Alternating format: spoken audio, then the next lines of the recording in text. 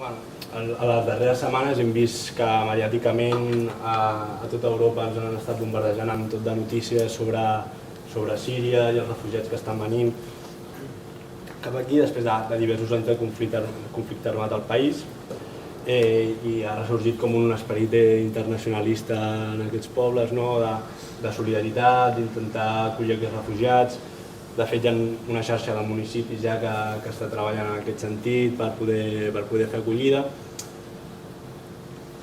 Llavors, en la Unió Europea el seu paper el que ha estat és, fem unes quotes, establim qui pot entrar i qui no pot entrar a la nostra zona sense explicar o saber què passarà amb totes aquelles persones que estan a prop de les tanques i quins seran els indicadors per fer aquest triatge de la gent que podrà entrar, de la gent que no podrà entrar, què es farà amb la gent que no podrà entrar. L'alternativa és tornar al genocidi que estan vivint als seus països.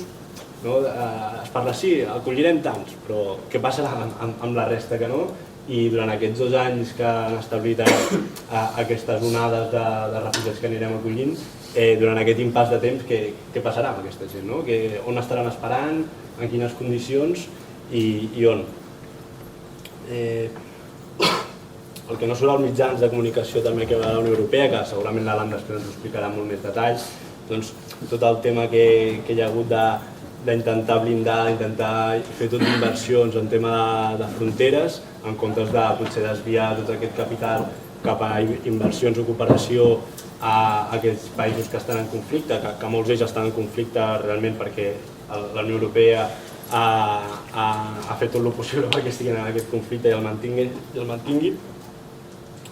Deixant la banda de la Unió Europea i centrar-nos una mica més en la ONU, doncs la notícia que hem tingut aquesta setmana és que Israel és president de la Comissió Israel és president de la Comissió de Descolonització, és a dir, aquell país, aquell estat que està colonitzant el poble palestí amb aquelles colònies que l'únic que fan, com ara fa poc, incendiar cases amb nens, doncs aquest país és el que l'han atorgat la presidència per intentar descolonitzar, que és tot allò que estan fent ells en aquest moment, i per l'altra banda que Aràbia Saudita han ficat president de Comissió dels Drets Humans, que és com una mica el món al revés, donar-li a la presidència de la comissió, vetllar per allò quan són els primers que estan fent. El clar exemple també és el del Sàhara Occidental, en el sentit que el braç armat de la ONU, l'OTAN,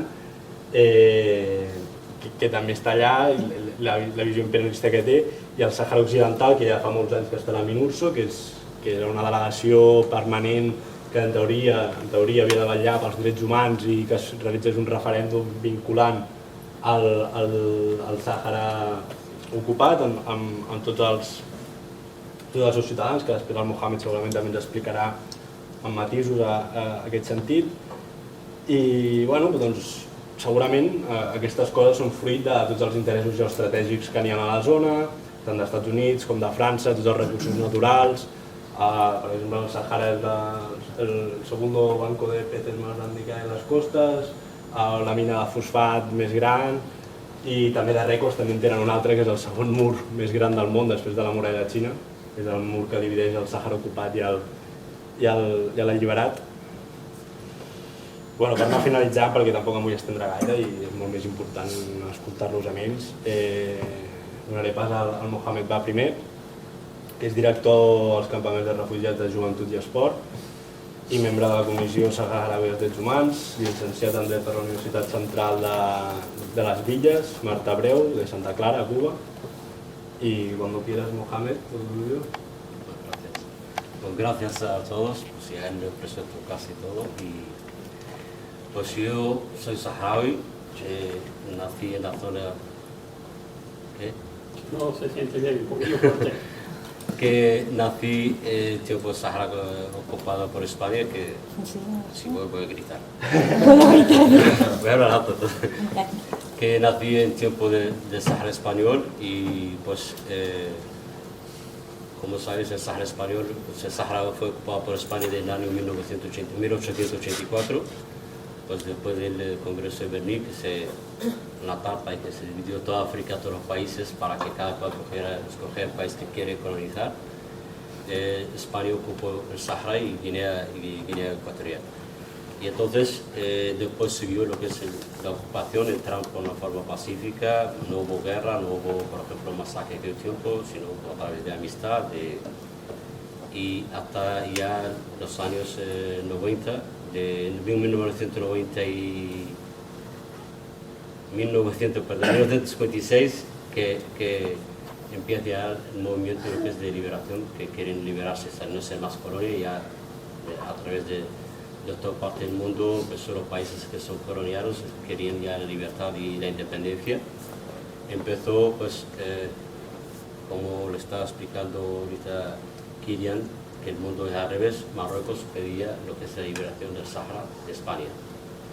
Y entonces, para que es un país árabe, que es su vecino, y al final pues se siguió lo que es el proceso hasta ya la manifestación del año 70, que le hicieron los jóvenes saharauis que querían independizarse de España.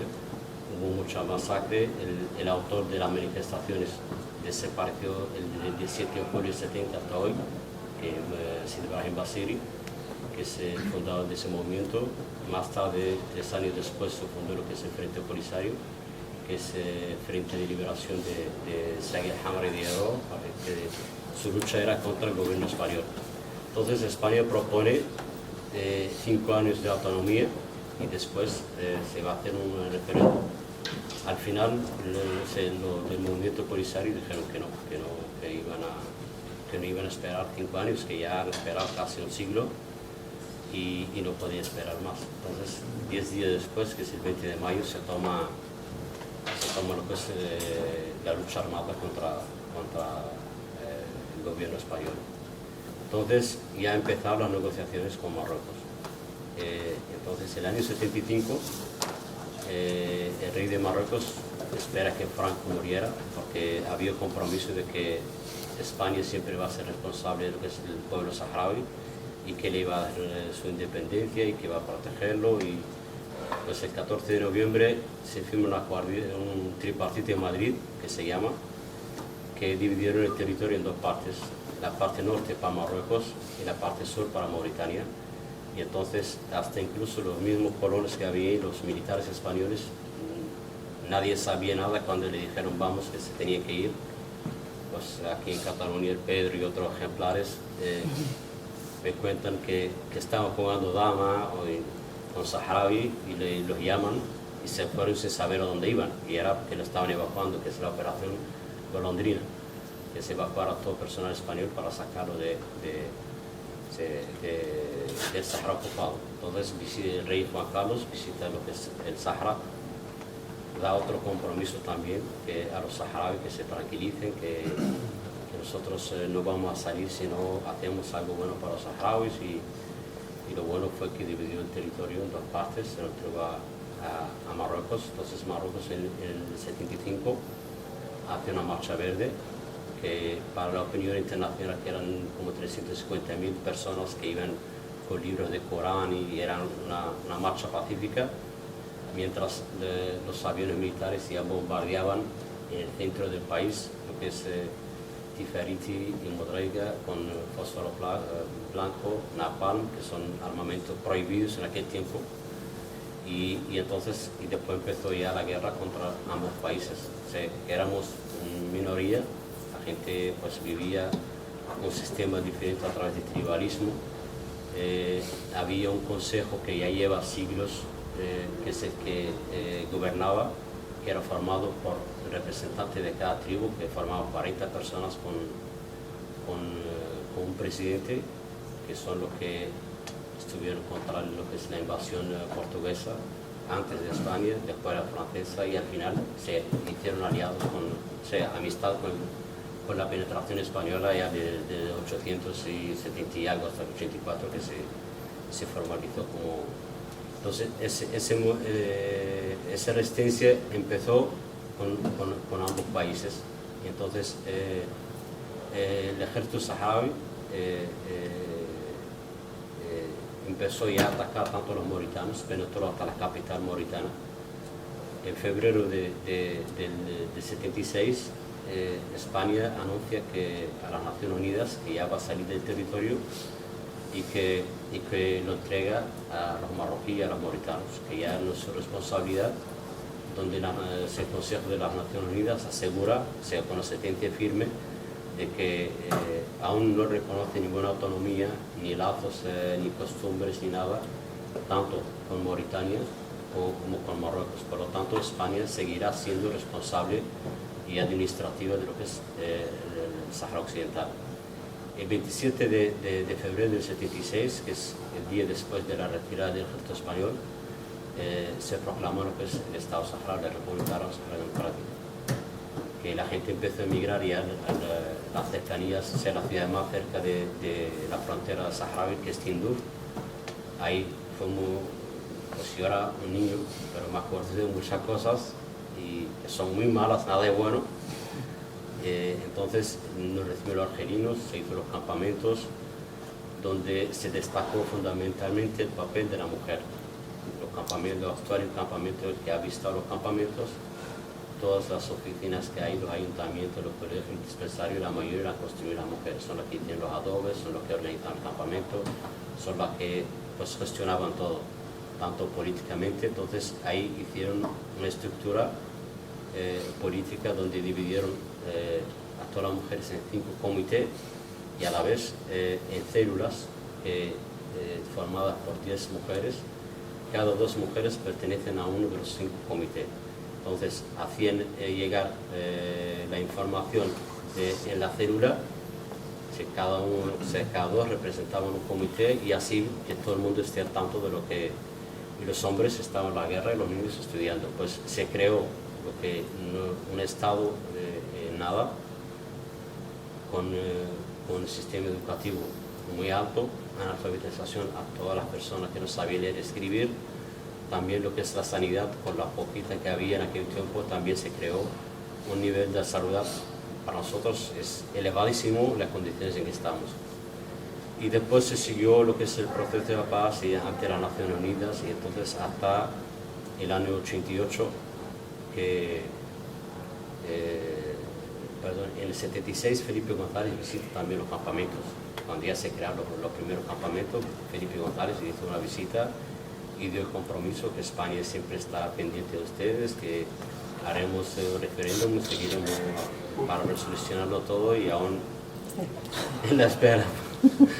Pues en el 88, el rey Hassan II reconoce al Frente Polisario, porque siempre se ha dicho que éramos unos pandilleros, que éramos un grupo, como se dice hoy, de terrorismo, y que éramos argelinos. Y después se habló de que somos marroquíes, somos bajo el dominio argelino. Resulta, pues, tantas visitas y de organismos internacionales han visto que lo que está pasando ahí no es realmente como se dice. Y entonces Hassan II se reúne con miembros del Frente Polisario, vigilado por las Naciones Unidas y por la Organización de las Unidades Africanas, que reconoce al Estado saharaui como un Estado, igual que 84 países de la América Latina y África. Entonces es cuando se pone de acuerdo para hacer un referéndum. Entonces ese referéndum lo hicieron por plazo. Primero hay que hacer el alto el fuego, es para el año 91, el 6 de septiembre para el año 91. Entonces se cumplió, pero fue violado 2 meses después por lo mismo marroquí. Luego en 92 que se va a hacer el referéndum. Entonces tenías que buscar quiénes son las personas que tienen derecho de votar. Entonces llegaron al acuerdo de que tiene que ser a través de los listados hechos por el gobierno de España en el año 74, que habían inscritos en el registro civil español 70.000 personas. Cuando las Naciones Unidas creó la comisión para el referéndum saharaui, entonces extrajeron estos listados y empezaron ya para hacer lo que es el proceso de censo, y encontraron un problema, que los marroquíes trajeron a 100.000 personas más. Entonces decían que tienen derecho de votar porque que ya llevan muchos años, 16, 17 años en la zona ocupada, por lo tanto tiene derecho a votar. Y ese fue el obstáculo que lo paralizó todo. Y hasta ahora, después James Baker, voy a hacer la anécdota para ser más rápido, porque si no nos coja toda la noche. James Baker hace un segundo plan, que es dar una autonomía al pueblo saharaui, a todo el territorio, durante 5 años y después ir a hacer un referéndum. Entonces el Frente Polisario no lo aceptó, porque ya basta con la ocupación, imagínate, tiene una autonomía. No lo aceptaron. Entonces se siguió el proceso después de muchas resoluciones y hasta ahora, que son 40 años, pues 16 de guerra y 24 en paz, con la esperanza de que se iba a hacer algo. Pues ahora los perjudicados son los saharauis que se quedaron en la zona ocupada, como explicó, que hay mucho récord ahí en la pesca en el fosfato, pero también está el muro más grande del mundo. Y no es un muro como el muro de Berlín, sino un muro de un ancho de 5 kilómetros, que tiene minas, que hay muchas víctimas hoy en día por ambas partes, que es un campo minado de unos 3 o 5 kilómetros y el más peligroso del mundo. Entonces también los saharauis que están en las zonas ocupadas también, pues ahí está mucha explotación, están detenidos injustamente, igual que los juicios ilegales, juicios militares, pues por mínima manifestación que hace pacífica, pues hace como 40 minutos estaba yo y Kirill me están enviando videos de Dakhla que están acabando en estos momentos, después de la última manifestación que se hizo hace una semana. Entonces, más las detenciones, que hay gente que raptan a su padre o la madre y no se entera de que está muerto hasta los 5 años, que están muchos desaparecidos, y entonces estamos con la esperanza, y entonces tenemos refugiados también en todas partes. Lo hay aquí en España, como ya Kirill conoce a varios, y ni el Estado español lo reconoce, y tampoco lo que es la unidad del mundo tampoco está haciendo nada. Y al igual que, como le explicaba, quién es el que ahora que representa los derechos humanos ante las Naciones Unidas, quién es el que tiene los países que son colonizados hasta el momento, Israel, que tiene a Palestina, y son tantas injusticias, y entonces, pero el pueblo saharaui sigue con la esperanza de que tenemos fe y tenemos esperanza de que algún día será. Parte que se esperaba en abril pasado, que las Naciones Unidas tomaran una decisión, porque los gastos que se están gastando las Naciones Unidas, los beneficiados son dos, son los marroquíes y las Naciones Unidas. A los refugiados saharauis, un presupuesto anual de 33 millones de dólares como ayuda humanitaria y la alimentación, es la misma cantidad que se le da a los miembros de la Comisión de las Naciones Unidas ahí en el Sahara, que son también de 33 a 36 millones para 168 personas. Se les da, pues, a cambio de 200.000 hasta 200.000 a 3.500 personas ahí, la misma cantidad de presupuesto. Entonces, esperamos que el Congreso, que se va a celebrar ahora en diciembre, pues los jóvenes ya no aguantan más, quieren tomar las guerras. Nadie ama la guerra, pero veamos que es la única solución. Entonces prefiero morir defendiendo mi patria que no morir aquí exiliado en territorio de Argelia, pues, que ha hecho mucho por el pueblo saharaui. Explica un poco el tema de los campamentos, la situación de cuántos años. Pues los campamentos, pues ya llevan 40 años ya fundados, como empezó con la estructura de hacer ciudades con los mismos nombres de las ciudades Sahara reales. Primeramente empezaron administrados por mujeres, son las que gestionaban todo lo que es la estructura, divididos por cada ciudad en 4 barrios que también tienen nombres de ciudades del Sahara, alguna liberada, otra ocupada. Ahí hemos creado un Estado que son los refugiados más organizados del mundo, incluso que el sistema administrativo, y es mejor que muchos países que están en independencia.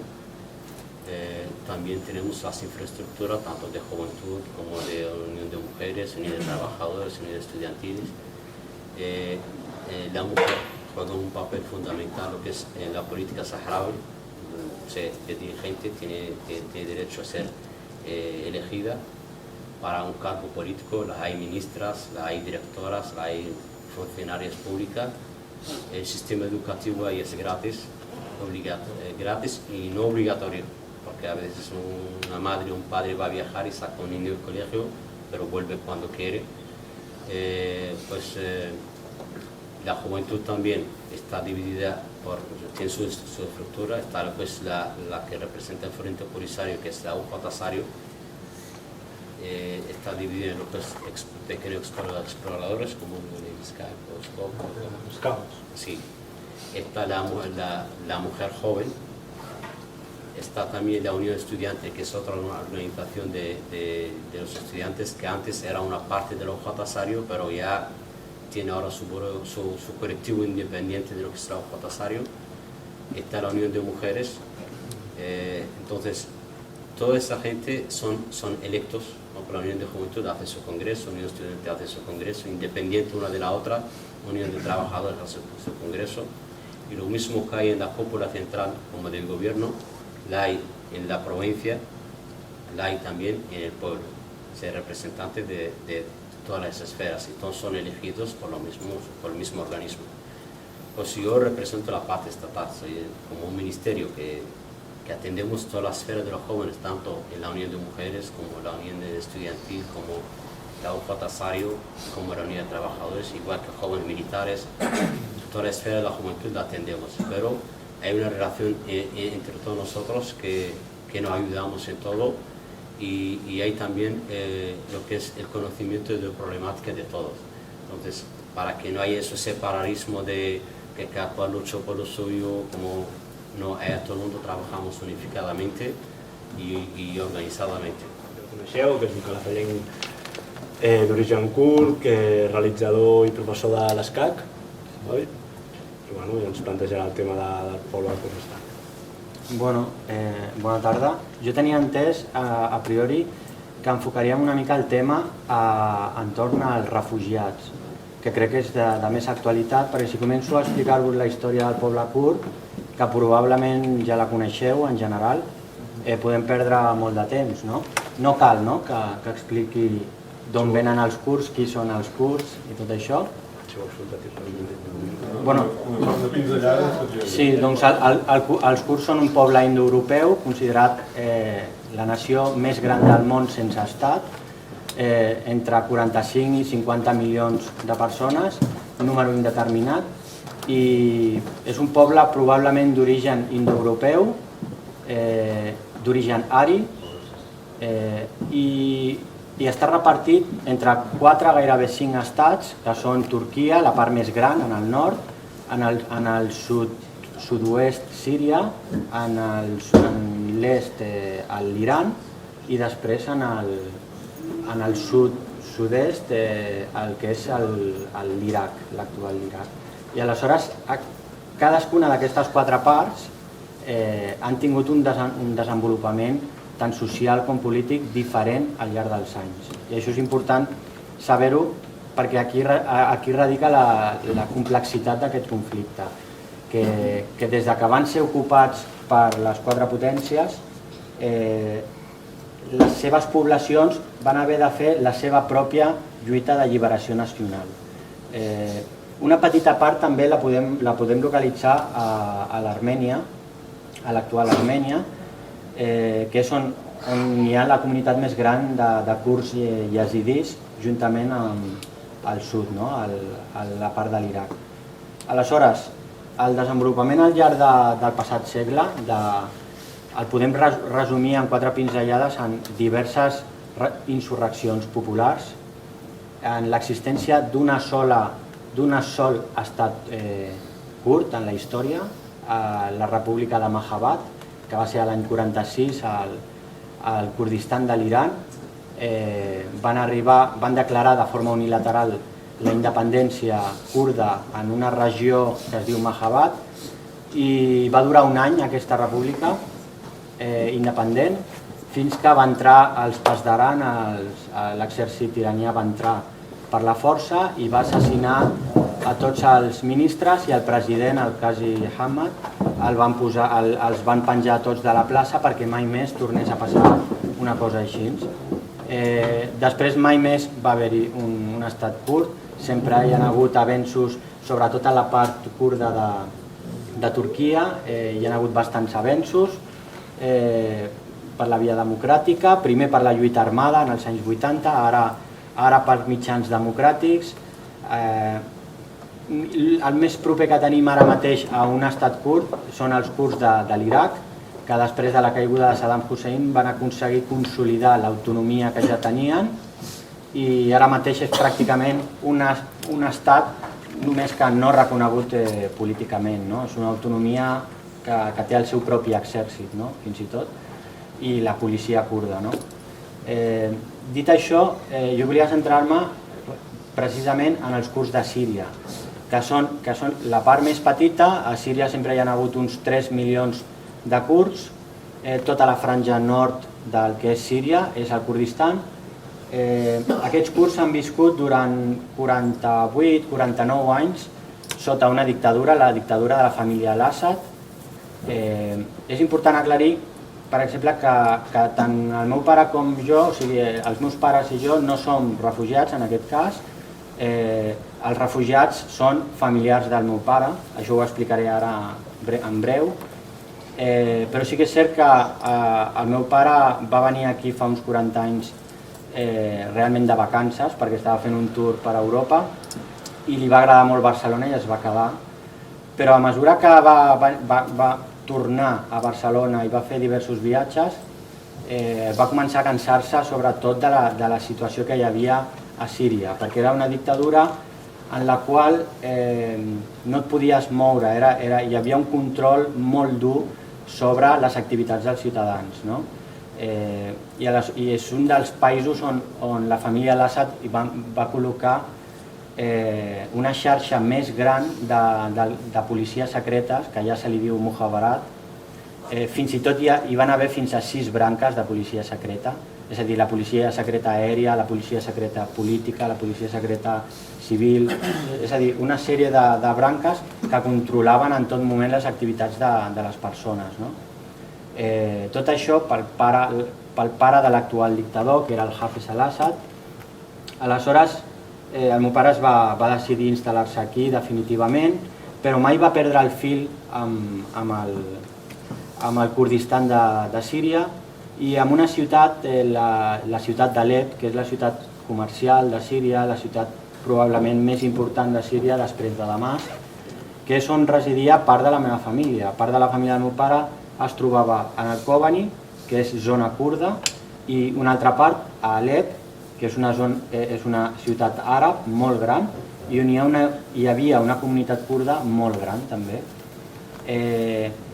Fins i tot jo vaig estudiar allà a una escola privada, una escola cristiana, durant gairebé un any, fins que un dia vaig arribar a casa. Això us ho explico com a anècdota, però us pot ser útil per fer-vos una idea. Un dia vaig arribar a casa i vaig cantar la cançó que havia après a l'escola, que era un calco, diguem, una còpia del Cara al Sol de Franco. I aleshores al meu pare se li van creuar els o sigui, va rebre un xoc, em va fotre una hòstia, la primera hòstia que m'havia fotut mai, i va prendre la decisió que ens tornàvem, que aquella experiència passatgera de gairebé un any allà a Alep no funcionaria. O sigui, no volia que els seus fills creixessin en una dictadura, justament per aquest tipus de detalls. Aprens una simple cançó a l'escola i ja saps com pot ser de gran els teus fills, quin tipus de formació poden tenir. Aleshores ens vam tornar directament aquí i la nostra relació amb Síria va quedar com a puntual, d'anar cada 3-4 anys a visitar la família, excepte que ella després no va poder tornar per problemes relacionats amb... O sigui, per problemes de desobediència amb el règim, tenia problemes amb el règim. Aleshores, tot això, d'alguna manera, és important que tinguem clar, des d'una perspectiva propera, us ho trasllado perquè us feu una idea, que malgrat hi havia una dictadura molt rígida a Síria, si una persona s'havia criat allà i no li importava la política, podia tenir una bona vida, malgrat una dictadura horrible, que per mi és horrible, no? Però podia tenir una bona vida si no es preguntava una sèrie de coses. I la família del meu pare, que havia nascut allà, a la zona kurda, malgrat una sèrie de privacions dels drets bàsics d'un poble, que és fins i tot posar-li el nom que vulguis a la teva botiga, un nom kurd no el podies posar, però ells s'havien fet la seva vida allà, tant al Kobani com a Alep. I aleshores ells eren feliços, fins que va començar la revolució siriana, una revolució llarga que va esdevenir, com sabeu, fa 2 o 3 anys en guerra civil directament, molt complexa d'explicar perquè hi entren molts interessos, però d'aquesta revolució, d'alguna manera, que inicialment fins i tot els kurds vam encarar d'una forma molt positiva, perquè, recordem-ho, un dels primers llocs on van sortir al carrer a manifestar-se al març de 2011 a tota Síria, primer, com sabem, va ser sobretot un barri del casc antic de Damasc, després a Daraa i Kobani. Kobani va ser en el mateix mes un dels primers llocs on va sortir un petit grup de joves a manifestar-se en contra de la dictadura del fill de l'anterior dictador, el Bashar al-Assad. Aleshores, arrel d'això, s'esdevé, com ja heu seguit en els mitjans de comunicació, tot el que és la guerra civil aquesta cruenta que ha destruït literalment el país. Quan dic literalment, és literalment i parcialment no en queda res del país, de forma parcial, en algunes regions, començant per Alep. Per exemple, la joieria del meu pare ja no en queda res de la que tenia ell, no? En alguns tiets han tingut més sort, encara l'edifici on tenien el seu negoci encara està en peus, però clar, les estructures estan danyades. Arrel de tot això, d'aquesta dictadura, com en tot conflicte on hi ha caos, comencen a convergir els moviments radicals, islamistes radicals, com va ser el cas de Daesh, de l'Estat Islàmic, d'altres grups que no surten tant a les notícies, com per exemple ho podem vincular amb un cas que teniu recentment de les notícies, perquè també és interessant que parlem de la hipocresia dels mitjans de comunicació, del paper que estan tenint els mitjans de comunicació en tot aquest fet. Ara ho deixarem per l'últim bloc, diguem, el tema mitjans de comunicació, si voleu. Acabo amb el tema dels grups jihadistes. Els grups jihadistes es van centrar en les regions kurdes del nord de Síria. Van rebre molts reforços de la part de l'Iraq, on tenien moltes regions controlades, i precisament van robar fins i tot armament a l'exèrcit iraquià d'una forma molt sospitosa. Però el fet és que en només 2 anys i pico, els grups jihadistes s'han fet molt forts, especialment l'Estat Islàmic, però també d'altres com Jabhat al-Nusra. I aquests grups es van centrar en les 3 províncies kurdes del nord. Les 3 províncies kurdes del nord, recordem que des que va avançar la guerra civil, Bashar al-Assad va decidir abandonar els territoris kurds del nord, és a dir, no atacar-los, no obrir la porta dels kurds, perquè ja prou tenia amb enfrontar-se amb la majoria sunní de tot el país, i aleshores els kurds van aprofitar aquesta maniobra i es van organitzar en una estructura denominada cantons. Van crear els 3 cantons d'Afrin, Kobani i de Jazira, i amb el seu braç armat vinculat al PKK de Turquia, els kurds, mitjançant un partit que es diu PID, que és el Partit Democràtic del Kurdistan Sirià, va organitzar una sèrie de guerrilles on sempre i donava un paper important a les dones, i podem dir que entre un 30 i un 40% de la guerrilla kurda es van organitzar entre dones que van agafar les armes i que van organitzar els seus propis batallons denominats YPG, amb J, i aleshores van començar a veure la possibilitat, o sigui l'amenaça de l'estat islàmic que s'acostava cada cop més, perquè primer agafava, l'estat islàmic estava conquerint els territoris, diguem, més propers que es troben entre Alep i Kobani, de la part de Deir ez-Zor, de la part de Raqqa, fins i tot van establir el seu quarter general a Raqqa, on hi havia molts kurds visquent des de fa molts anys, que van marxar, evidentment. A poc, els llocs que van conquerir l'estat islàmic, els kurds que hi vivien en aquells llocs, van anar retrocedint cap a Kobani o cap a Alep, no? Fins que va arribar l'estiu de l'any passat i van entrar a Kobani. Dia a dia s'acostaven fins que van entrar, i va ser quan es va produir la primera gran onada de refugiats que van creuar des de la nit al dia cap a Turquia. Aleshores, entre aquella primera onada de refugiats es trobava la meva família, la família del meu pare, en bloc, pràcticament. Alguns d'aquests familiars eren dobles refugiats, perquè primer vivien a Alep, quan la situació de conflicte era insostenible a Alep i els bombardejos ja els hi tocava a prop de casa, van marxar a Kobani a refugiar-se al Kobani.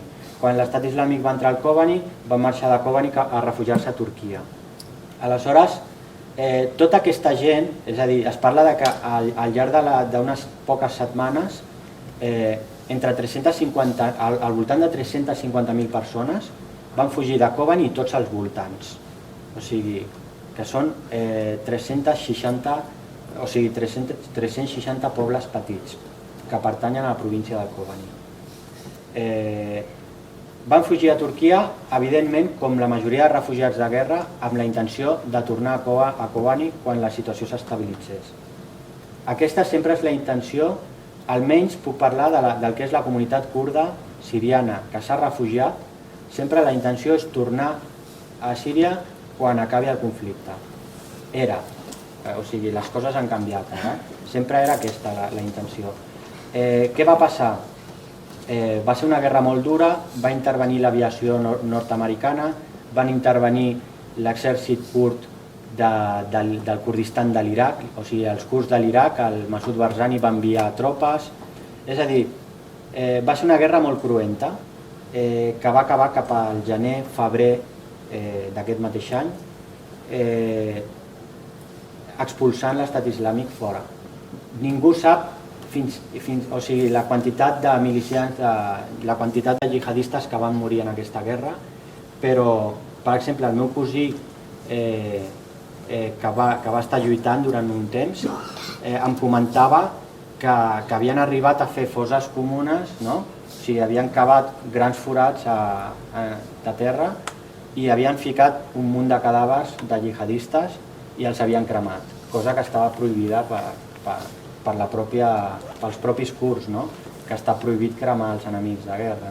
Però perquè ens féssim la idea de que gairebé ni es comptaven les baixes de l'enemic, el que passa que no paraven de venir d'Europa i de la resta del món, però sobretot d'Europa i d'alguns països àrabs, no paraven de venir jihadistes que s'alistaven en aquesta guerra contra els kurds de Kobani i contra els kurds en general. Aleshores, amb aquesta situació, sorprenentment, els kurds resulten vencedors, però deixant Kobani fet a caldo, o sigui, les 3/4 parts del Kobani no en va quedar res, començant pel centre, per la plaça de la Llibertat, que va quedar arrasada, l'hospital nou que fa poc havien acabat va quedar arrasat, o sigui, va quedar en terra. Això, donada aquesta situació, la gent va començar a tornar, perquè la gent es localitzava en diversos punts de la frontera turco-siriana, en el costat turc, que precisament els vaig anar a visitar l'any passat amb el meu pare, just quan anaven sortint del Kobani, I tota aquesta gent es va mantenir sempre molt a prop de la frontera. En el moment que diguessin la situació al Kobani és segura, tornem.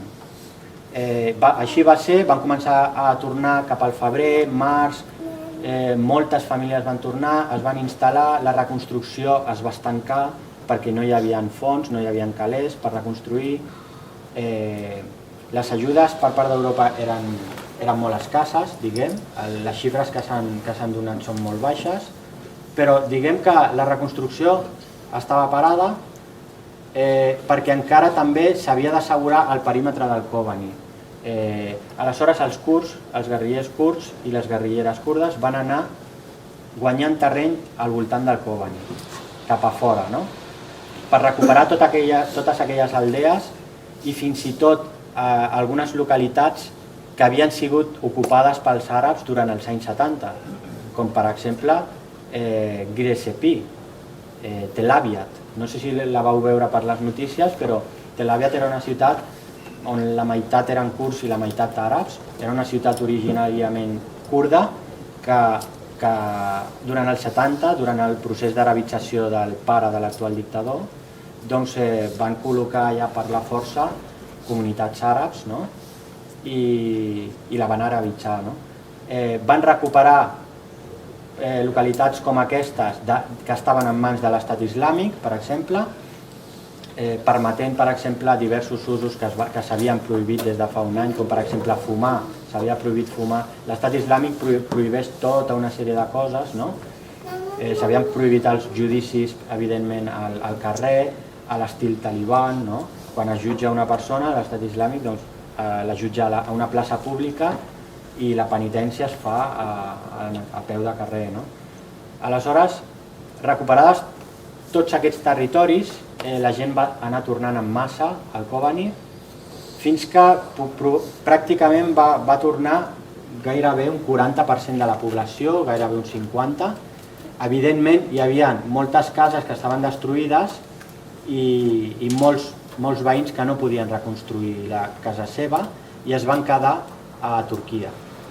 Però un cop es va tornar a instal·lar a Kobani una part important de la població, el passat juny, el 25 de juny, de la matinada, quan se suposa que la situació estava totalment controlada, un centenar aproximadament de jihadistes es va filtrant, no se sap com, dins de Kobani a les 2 de la matinada, gairebé les 3, vestits disfressats de kurds, de guerrillers kurds, i van començar a anar casa per casa matant a la gent, als veïns.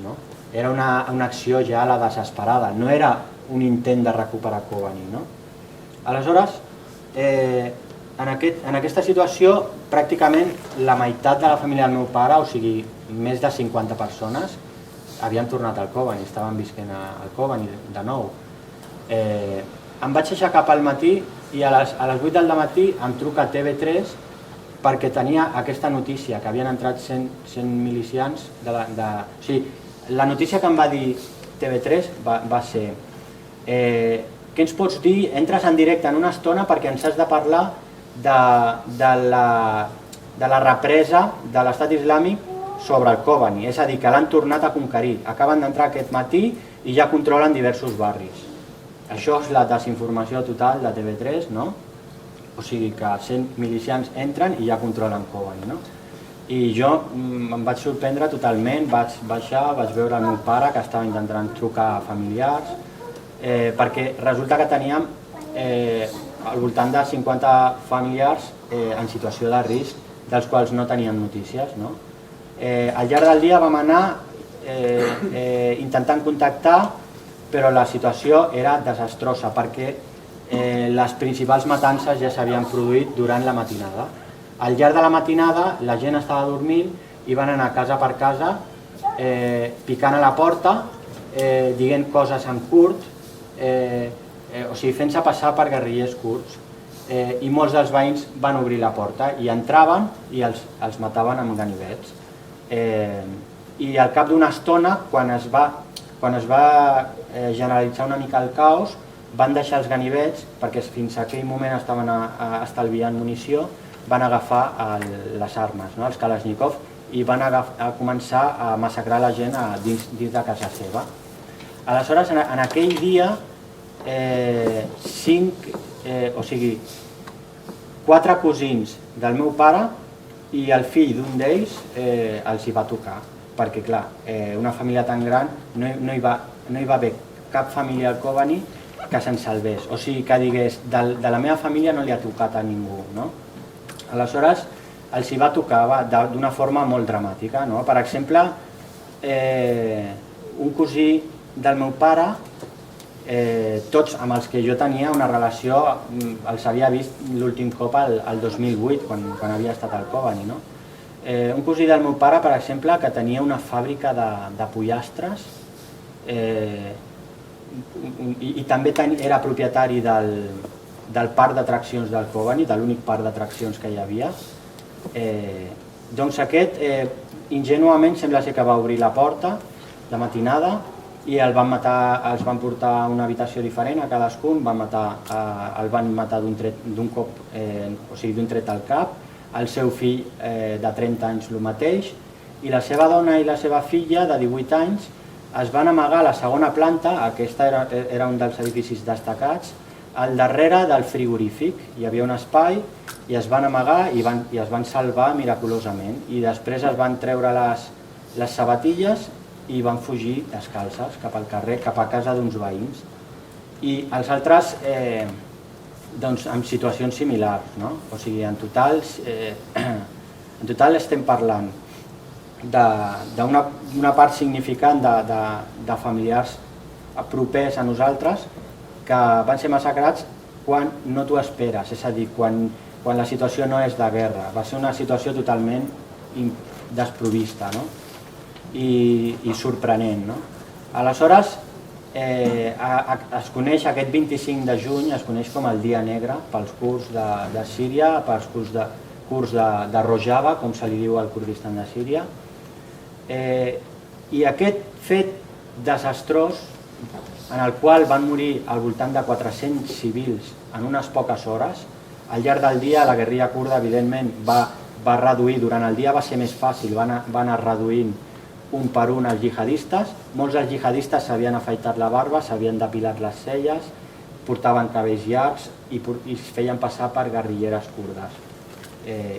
O sigui, veient les imatges dels morts semblaven una mica gairebé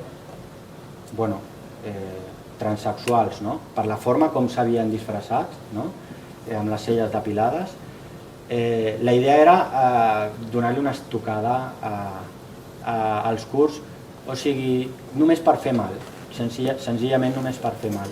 Aleshores, aquest fet va afectar d'alguna manera, té les seves repercussions en l'onada d'immigrants que hem vist en els últims dies a les notícies.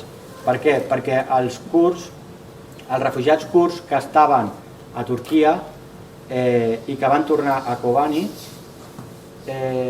van decidir, després d'aquest fet, definitivament que abandonaven Kobani. Ja no hi havia cap esperança per tornar a Kobani. Ja mai més Kobani serà segur. Després que asseguressin la situació i diguessin, i les autoritats kurdes diguessin, ja podeu venir, hem expulsat l'estat islàmic, i una nit es carreguen 400 veïns, aleshores la gent diu, s'ha acabat, ja no podem esperar la tornada a Kobani. I si ja no podem esperar la tornada a Kobani, evidentment no ens quedarem a Turquia, perquè a Turquia és un país d'alguna manera on no hi veuen cap futur els kurds de Síria. Sobretot per la falta de feina, o sigui, l'única feina que van aconseguir els meus familiars, per exemple, alguns d'ells a Turquia, va ser treballant en els camps, que paguen una misèria durant el dia, però són jornades molt llargues, d'unes 12 hores, i és l'única feina que van aconseguir. Els és molt difícil trobar casa, encara que tinguin diners per llogar-les, perquè els turcs no volen vendre res ni llogar res als kurds de Síria ni als àrabs tampoc, tot el que vingui de Síria, d'alguna manera. Aleshores, Aquests refugiats kurds van decidir marxar. Van decidir marxar cap a Europa, sobretot amb la vinença del bon temps, i per això l'onada massiva de refugiats ha sigut sobretot al setembre. Una part d'aquesta onada massiva de refugiats eren kurds de totes parts de Síria, però especialment kurds de Kobani, que és d'on més quantitat la regió d'on més quantitat de kurds han sortit.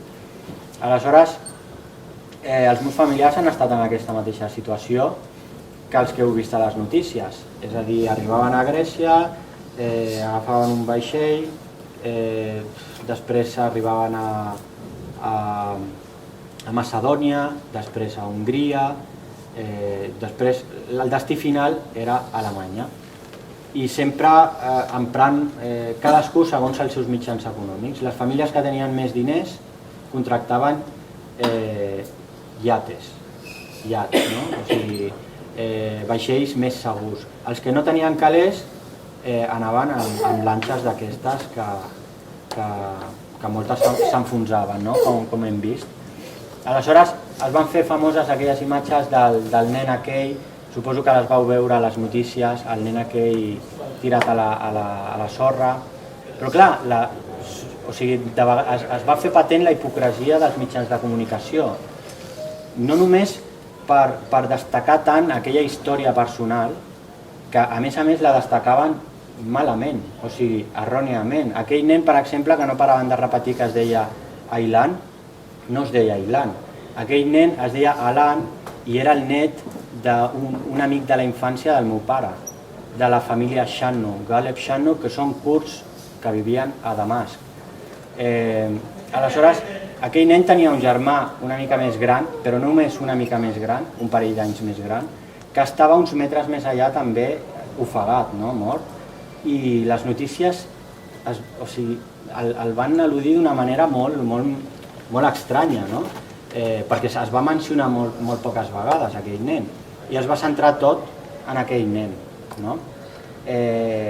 Doncs nosaltres, per exemple, hem tingut aquest patiment constant amb els nostres, no? Malgrat que deien que estaven en vaixells o barques, diguem, més segures, el fet és que estaven fent un viatge molt perillós. L'últim viatge perillós el va fer, per posar-vos un exemple, la meva tieta amb les seves dues nenes, una d'elles de 17 anys i l'altra d'uns 21. Les dues molt maques són, per cert, no? En aquest sentit, això té una importància en un viatge de caire de refugi, no? Perquè havia de gastar-se tots els seus estalvis, més diners que els hi vam enviar, en hotels a Grècia, sobretot. Per què? Perquè en aquesta situació, quan una dona va amb dos noies joves, per les nits i dorms i al carrer, com feien molts refugiats, és quan es produeixen una sèrie de violacions, no?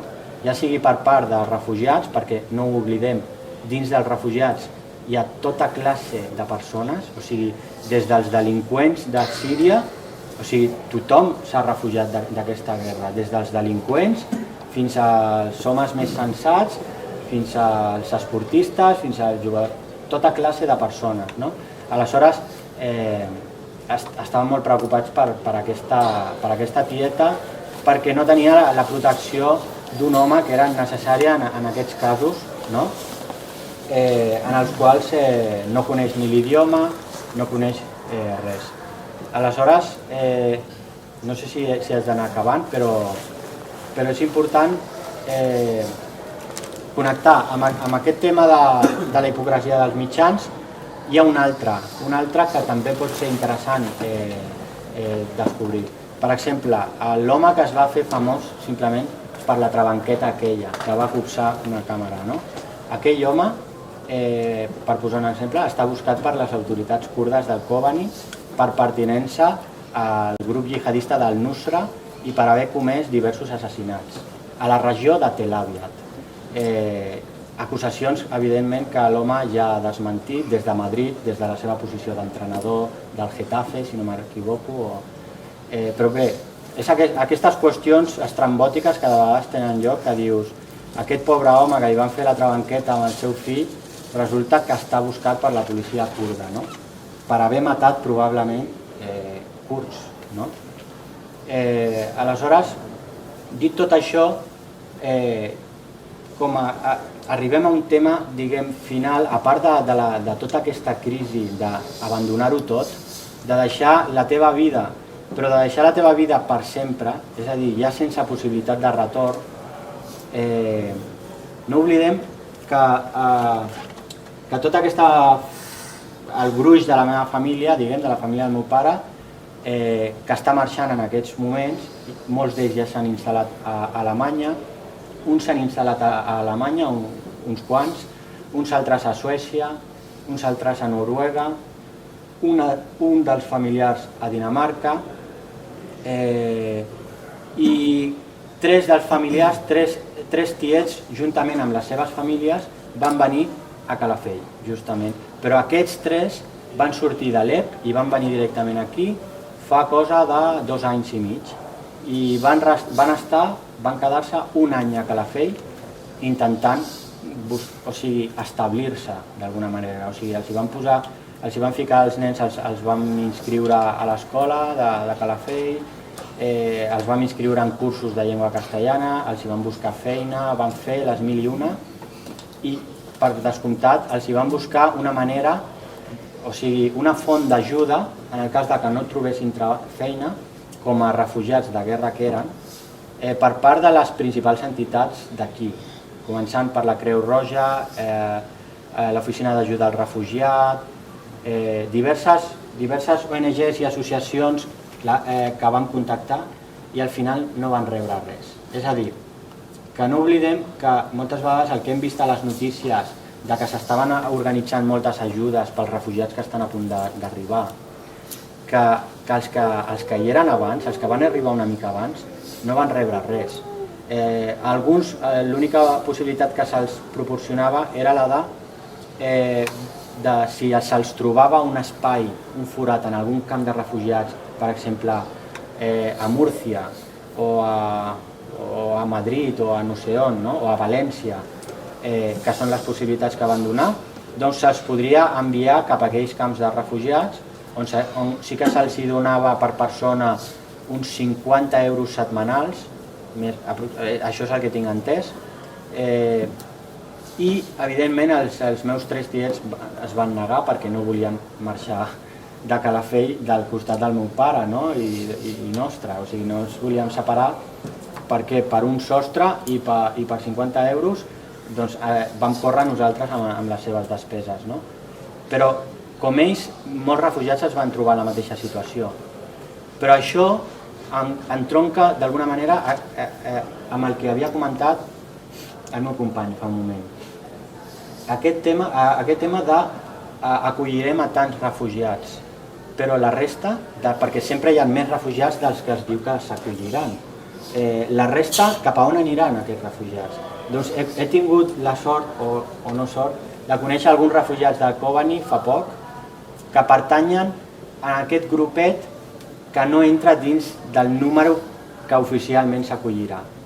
És a dir, els refugiats que arriben a un lloc, a un país, per demanar asil polític, estat de refugiat de guerra, i se'ls denega, se'ls diu que no hi ha espai.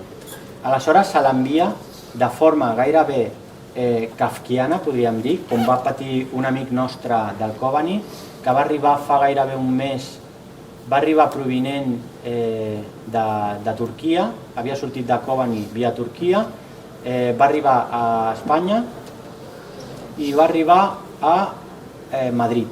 I a Madrid va començar a posar-se en contacte amb diverses oficines, primer de tot amb la Creu Roja, que li van dir que no tenia espai, que preguntés en una altra localitat o que marxés a Barcelona a preguntar. Nosaltres des d'aquí vam preguntar a Barcelona, ens van dir com és que no els acullen allà a Madrid, que torni cap a Madrid perquè allà tenen l'obligació d'acollir-lo. I aquest home va començar a fer una sèrie de viatges per la geografia espanyola, d'un punt a un altre, i a totes bandes el redirigien cap a un altre indret. Fins que aquest home va trucar al meu pare i va dir, mira, estic fart d'aquesta situació, jo no he sortit... Aquest home, per cert, és químic, té una llicenciatura en química i és una persona, doncs, o sigui, que ha estudiat, que té una formació i que no volia, simplement no volia una humiliació tan gran com la que estava patint, no? Va dir, estic fart de donar voltes, marxo d'Espanya i va marxar a Alemanya. I ara està intentant-ho a Alemanya i sembla ser que de moment l'han acceptat a tràmit. Però amb això vull dir que hi ha una important bossa de refugiats que no són acceptats en el país perquè ja s'ha cobert el cupo al màxim i aquestes persones, desgraciadament, els hi queda un llarg camí per recórrer, una odissea, d'un indret a un altre, i l'únic que estan fent és refugiar-se de la guerra, d'una guerra de la que malauradament no podran tornar, un país al que no podran tornar més tard. Aleshores, dit això, ara mateix la situació és que encara, per molt que hagi sortit a les notícies el tema dels refugiats, de l'onada aquesta gran, encara hi ha centenars de milers de refugiats només curts a Turquia esperant per sortir de Turquia, o sigui, pendents de marxar. I a Kobani només tinc ara mateix uns 6 familiars que un cop a la setmana els hi toca fer guàrdia, els hi donen uns Kalashnikov, ja siguin homes o dones, supervisats per les guerrilles kurdes, i han de fer guàrdia tota la nit. Aquesta és la manera que tenen d'assegurar, d'alguna manera, de donar tranquil·litat a la població del Kobani després del que va passar al juny. I aleshores aquests familiars no volen sortir del Kobani, són 2 dels meus cosins, més grans que jo, i el seu pare, que és el marit de la meva tieta. I la meva tieta està a Turquia, que no vol tornar a casa al Kobani, però el seu marit i els 2 cosins meus, en aquest cas, no volen sortir del Kobani, diuen que volen defensar casa seva, que són les seves coses, i de moment la situació és tranquil·la a Kobani, la reconstrucció, el procés de reconstrucció està parat, és a dir, no s'ha reconstruït cap edifici encara. La part més derruïda de la ciutat l'estaven proposant, el govern del Kobani, l'estaven proposant com a museu, reconvertir-lo en museu, la qual cosa aportaria molts beneficis de cara a un futur. Els veïns es neguen, evidentment, reconvertir casa seva en un museu, les restes de casa seva en un museu. Allà hi havia molt de merder, però és una ciutat en la que no es pot tornar, pràcticament. Salvant excepcions com la dels meus cosins, que la casa seva no estava intacta i no s'hi va tocar, però en general és una situació que dona molt que pensar, o sigui, el fet que un poble sencer, tants milers de persones, hagin de pensar de la nit al dia que han de fer una nova vida, han de començar de zero a Europa. Al davant tenen una cova fosca, o sigui, no saben què és el que es trobaran, però el que saben és que en molts anys no podran tornar a Síria ni al Kurdistan, perquè Síria i el Kurdistan no tant, però el que és Síria està perdut, o sigui, és una regió, és un país perdut, que probablement la guerra es pugui allargar 2, 3, 4, 5 anys més, no se sap quan, ningú ho sap. I la zona kurda és una zona molt convulsa, massa convulsa, com perquè la gent tingui la confiança de tornar-hi. Aleshores, han de començar una nova vida fora, això li sumem onades de refugiats d'altres països com l'Iraq, també molt inestables, o l'Afganistan, el que fa que aquesta bossa sigui més gran de refugiats i després entrem en qüestions a debatre, en un altre debat possible, com les portes obertes que va formular Alemanya, que està rebent aquests refugiats amb els braços oberts. Tot això tindrà conseqüències en un futur. O sigui, pensem que Alemanya ja tenia aproximadament entre 600.000 i 700.000 kurds antics que ja vivien a Alemanya i bona part d'ells eren de Síria, d'Afrin, i aleshores ara Alemanya hi suma tota una onada de refugiats, gairebé mig milió més els que ja tenia dels antics. Tot això pot tenir conseqüències en el futur, i aleshores partint d'això jo crec que la reflexió que hem de fer nosaltres des del punt de vista aquí, des del punt de vista local, és el fet que no s'ha fet el suficient pels refugiats sirians, ja no només sirians sinó també d'altres països, però diguem els que estaven en una situació límit, enfront la seva vida, que eren els sirians i els kurds en particular, pel que em toca a mi, que no s'ha fet el suficient des dels estaments catalans, les associacions catalanes. S'ha fet molta difusió sobre el conflicte, la difusió sempre un deu, sobretot partint des de la CUP, que és la que més mou aquest tema dels kurds, però des d'un punt de vista efectiu sobre el terreny, nosaltres vam recórrer l'any passat totes les ONGs que coneixíem, de les grans i mitjanes de Catalunya, i unes quantes del País Basc també. Cap ni una va ajudar, i moltes d'elles deien que no podien establir-se a Turquia per ajudar els refugiats perquè l'estat turc no els hi deixava, els posava traves i una sèrie de problemes, d'obstacles burocràtics. I aleshores vam marxar al final el meu pare i jo per ajudar amb estalvis als refugiats, només als refugiats que eren propers a la família, perquè no es pot abarcar tot. Aleshores hem de fer aquesta reflexió, jo penso, i pensar en què més podem, o sigui, què ha de canviar en aquest país amb el tema dels refugiats de guerra, que tenen un estatus que sempre hem de recordar-ho, que és diferent i és especial i particular envers els immigrants, que són un altre grup social, perquè molts refugiats de guerra s'espera que quan el conflicte acabi a casa seva tornin, i molts dels refugiats de guerra acostumen a voler tornar a casa seva.